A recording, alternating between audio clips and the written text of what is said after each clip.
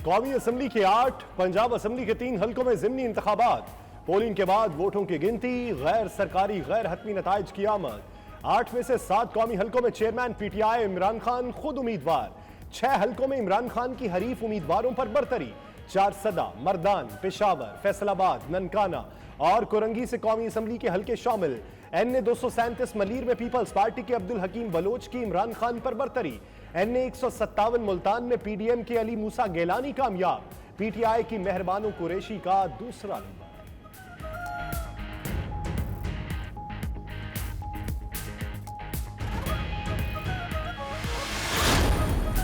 इमरान खान का NA 22 मर्दान में मौलाना Qasim, NA 24 Charsadda में एमल वली और NA 31 पेशावर में गुलाम अहमद बिलोर से मुकाबला। NA 108 फैसलाबाद में आबिद शेर अली, NA 118 ननकाना साहिब में शितरा मनसब चेयरमैन PTI के मद्दे मुकाबिल। NA 237 मलीर में अब्दुल हकीम बलोच और NA 239 कोरंगी में नई रजा का इमरान खान से मुकाबला।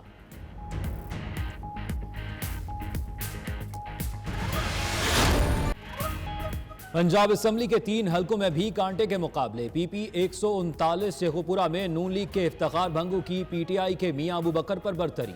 PP 209 कानेवाल में PTI के फैसल न्याजी आगे, नून लीग के ज़ियाउर रहमान पीछे।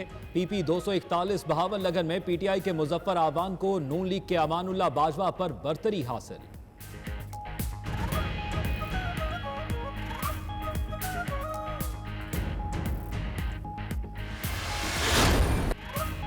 कहीं जीत की शादमानी, कहीं शिकस्त पर वीरानी।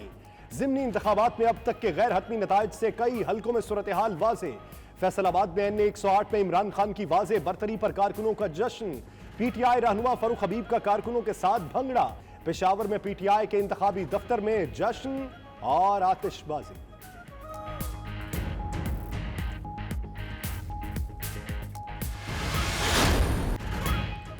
कराची की इंतखाबी तारीख में एक और स्याबाब रकम। NA 237 में नामालूम अफराद पोलिंग स्टेशन में घुस गए, बैलेट पेपर्स छीने, ठप्पे लगाए और बैलेट बॉक्स भरकर फरार हो गए। हमलावरों ने इंतखाबी अमले को तशद्दुद का निशाना भी बनाया।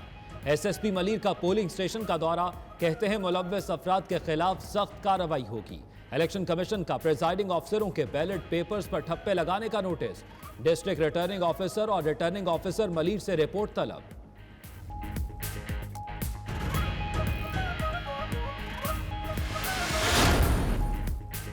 फैसलाबाद में वफाकी वजीर राना सनाउल्लाह की इंतखाबी ज़ाब्ता इखलाक की खिलाफ वर्जी। मीडिया से गुफ्तगू पर डिस्ट्रिक्ट मॉनिटरिंग ऑफिसर का नोटिस। राना सनाउल्लाह को हल्के की हदूद से निकालने के लिए पुलिस को अहकामात जारी कर दिए। डिस्ट्रिक्ट मॉनिटरिंग ऑफिसर ने राना सनाउल्लाह को कल तलब कर लिया।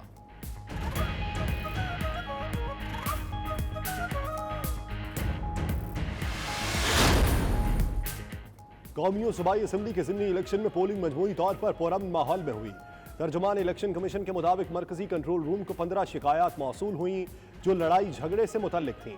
तमाम शिकायत को हल कर दिया गया।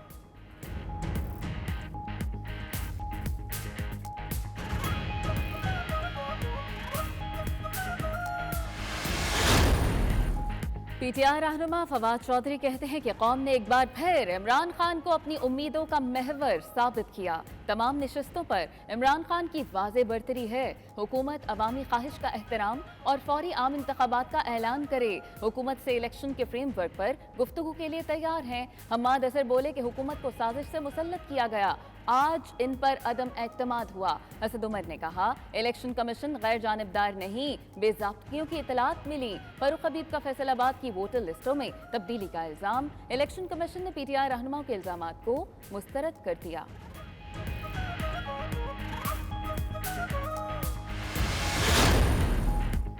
वफाकी वजीर दाखिला राना सनाउल्लाह की PTI को मुज़ाकरात की पेशकश। कहते हैं तहरीक इंसाफ से इलेक्शन की तारीख समेत गैर मशरूत मुज़ाकरात के लिए तैयार हैं। जत्थों को रियासत पर हावी नहीं होने देंगे। पुरअमन एहतजाज से किसी को नहीं रोका जाएगा। लॉन्ग मार्च के जरिए हुकूमत तब्दील नहीं हो सकती।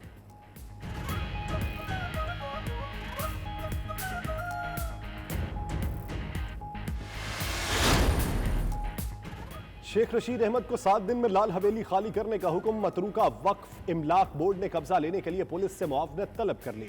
शेख रशीद की लाल हवेली से बेदखली का नोटिस डेप्यूटी एडमिनिस्ट्रेटर ने जारी किया।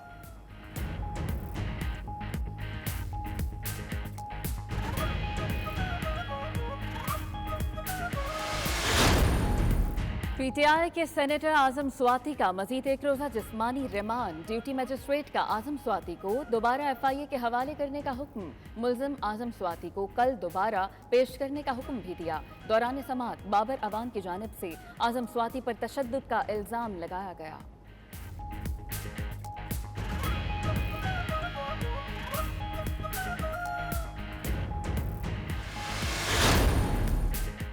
आलमी बैंक ने सैलाब फंड के अखराजात पर पाकिस्तान से यकीन दहानियाँ तलब करनी। आलमी बैंक ने कर्जों की टाइमलाइन क्रॉस करने के बायस यकीन दहानियाँ तलब की।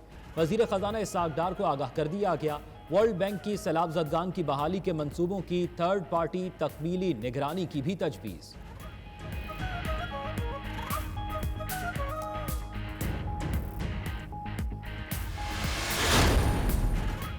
वफाक का पंजाब को गंदम दरामद करने की इजाजत देने से इनकार। वज़ीर आला परवेज इलाही का वफाकी हुकूमत के रवैये पर इजहार तशवीश। मामले पर सुप्रीम कोर्ट से रुजू करने का ऐलान।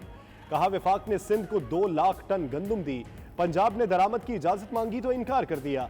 शहबाज शरीफ पंजाब से निकाले जाने पर अवाम से बदला ले रहे हैं।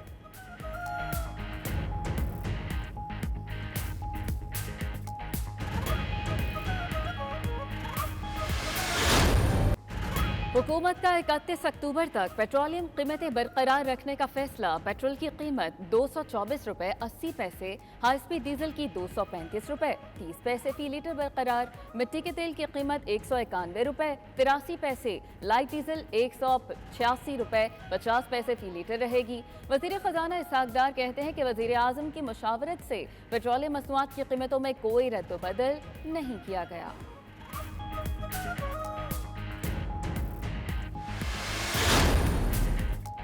एहसन इकबाल कहते हैं आइंदा आम इंतखाबात अक्टूबर 2023 में मुकर्ररा वक्त पर होंगे। इलेक्शन की तारीख दे दी, अब इमरान खान लॉन्ग मार्च मुलतवी कर दें। आर्मी चीफ का तकर्रर आइन और कानून के मुताबिक होगा। इमरान खान मामले को सियासी बनाकर साजिश कर रहे हैं। आर्मी चीफ के तकर्रर पर सदर का बयान आइन की खिलाफ वर्जी है। वफाकी वजीर की शकरगढ़ में पाक फौज के शहीद एहलकार बाबर हुसैन के घर आमद, अहले खाना से ताज़ियत।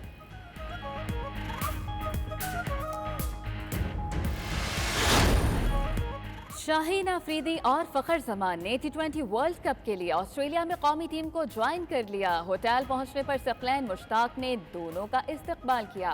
ड्रेसिंग रूम में दोनों खिलाड़ी टीम के बाकी अरकान से गर्मजोशी से बगलगीर हुए। शाहीन शाह और फखर जमान कल इंग्लैंड के खिलाफ वार्म अप मैच के लिए दस्तयाब होंगे।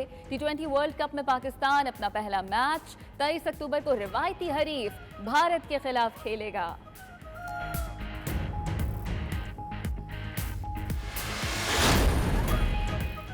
T20 वर्ल्ड कप इफ्तिताही मैच में श्रीलंका को अपसेट शिकस्त। नामीबिया ने श्रीलंका को 55 रन से हरा दिया।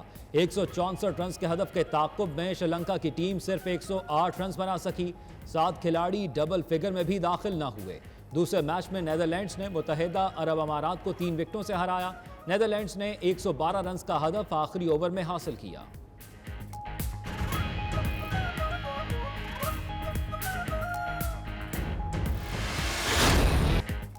Street child football world cup के फाइनल में मिस्र ने पाकिस्तान को हरा दिया। मिस्र की टीम ने पेनल्टी किक्स पर 4-3 से कामयाबी हासिल की। पाकिस्तानी टीम ने इवेंट में चांदी का तमगा जीत लिया।